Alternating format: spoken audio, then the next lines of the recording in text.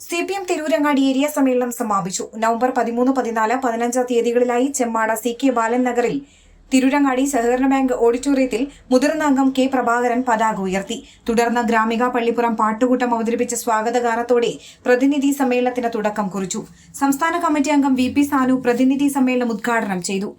ഇന്നലെ പ്രവർത്തന റിപ്പോർട്ടിന്മേലുള്ള ചർച്ചയ്ക്ക് ഏരിയ സെക്രട്ടറി തയ്യിൽ അലവി, സംസ്ഥാന കമ്മിറ്റി അംഗം VP സാനു എന്നിവർ മറുപടി പറഞ്ഞു.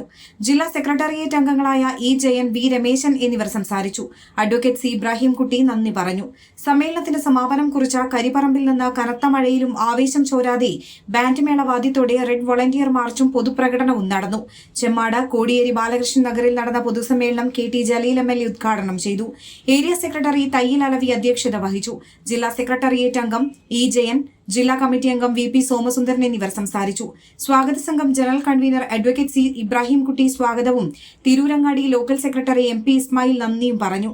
റെഡ് ബാൻഡ് കാലിക്കറ്റ് അവതരിപ്പിച്ച ഗാനമേളയും കലാപരിപാടികളോടും കൂടി സമ്മേളനം സമാപിച്ചു.